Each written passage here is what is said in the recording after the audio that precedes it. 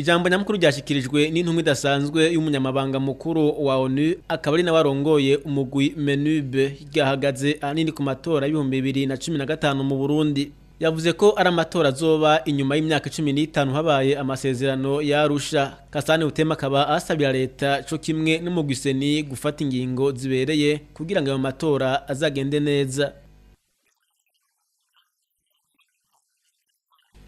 Amatora y'ibihumbi 2015 agiye kuba mu gihe gikomeye cakahise ku Burundi. Ni nyuma y'imyaka 15 habaye amasezerano ya Arusha. Uburundi burabimenyereye buramaze gutunganya amatora y'ibihumbi 2005 n'ibihumbi 2010. Tubwirizwa kwemera ko ibihe ayo matora yose yabayemwo bitari bimwe, nico gituma twibaza ko dutegerezwa cyane leta gukora ko ayo matora yoba ku mugaragaro bishoboka kandi mu mahoro. Umugwi seni ubwirizwa gufata ingingo zose ngo amatora agende neza.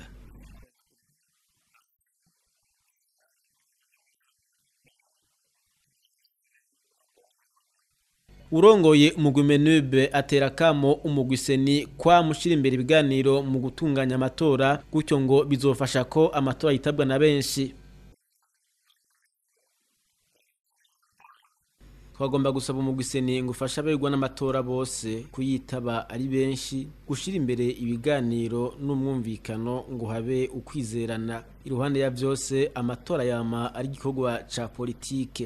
Muri ico gisata ibiganiro bihinzira umwumvikano no gutorera umuti ibibazo nibikomeye.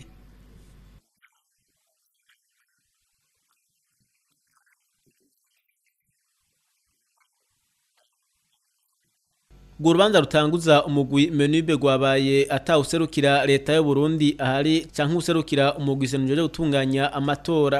Aho ni mu gihe umugwi MENUB washizweho bisabwe na leta y'u Burundi ngo uzukurikirane amatora.